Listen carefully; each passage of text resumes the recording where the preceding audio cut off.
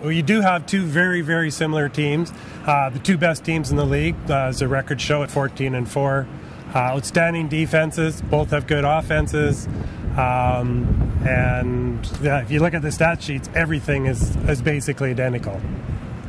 Yeah, if you break it down unit by unit, I mean, you got two quarterbacks, both of them from Washington, who played against each other, if I'm not mistaken. You know, Mike Riley for Edmonton and Bo Levi Mitchell for Calgary, who played against each other in college. And both have two top three receiving groups that are just outstanding. The defenses for both teams are dominant, and playmaking defenses that want to go out and take the ball away from the other team and score touchdowns if they possibly can. They're very evenly matched, as we've seen over the last couple of seasons, but particularly this season, I would say. And they don't really like each other. So I think it has the makings of a real classic. The one sort of area of separation has to do with the schedule.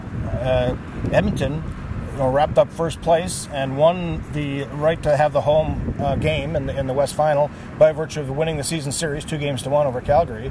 So they haven't played a football game, or will not have played a football game in 3 weeks when Sunday rolls around.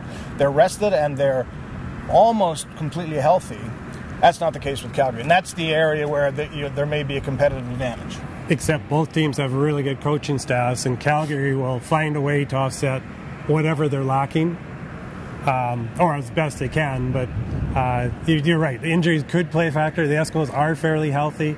I'm thinking it has the makings of a great football game. Through the 1990s, the Eskimos and Stampeders played in the West Final so many times, and there were so many classic games. A lot of those games in Calgary, unfortunately.